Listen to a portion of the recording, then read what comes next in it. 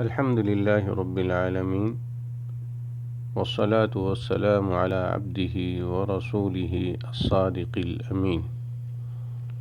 شیطان کے شر سے بچنے کی ایک تدبیر یہ ہے کہ مسجد میں داخل ہوتے وقت یہ دعا پڑھا جائے: اعوذ باللہ العظیم وبوجہہ الکریم وسلطانہ القدیم من الشیطان الرجیم۔ عبداللہ ابن عمرو بن عاص رضی اللہ عنہ بیان کرتے ہیں کہ رسول اکرم صلی اللہ علیہ وسلم جب مسجد میں داخل ہوتے تو یہ دعا پڑھتے تھے اور فرماتے تھے: جو آدمی یہ دعا پڑھ لے، شیطان اس کے متعلق کہتا ہے یہ آج کے دن مجھ سے محفوظ ہو گیا۔ رواہ ابو داؤد۔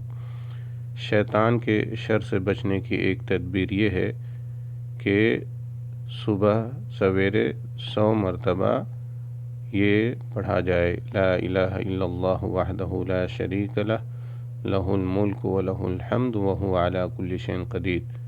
نبی کریم صلی اللہ علیہ وسلم ارشاد فرماتے ہیں: جو شخص بھی یہ دعا صبح کے وقت 100 مرتبہ پڑھ لے، اسے 10 غلام آزاد کرنے کا ثواب ملتا ہے، اس کے لیے 100 نیکیاں لکھ دی جاتی ہے، اس سے 100 برائیاں مٹا دی جاتی ہے، اور شام ہونے تک وہ شیطان سے محفوظ رہتا ہے۔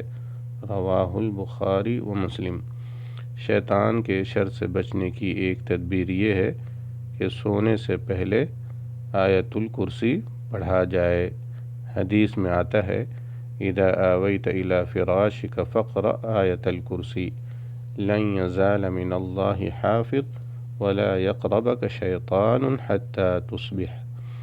جب تم اپنے بستر پر آ جاؤ تو آیت الکرسی پڑھ لیا کرو، صبح ہونے تک اللہ تعالیٰ کی طرف سے ایک فرشتہ حفاظت کرتا رہے گا اور شیطان تمہارے قریب نہیں آئے گا۔ رواہ البخاری۔ واللہ تعالی اعلم۔ السلام علیکم ورحمۃ اللہ وبرکاتہ۔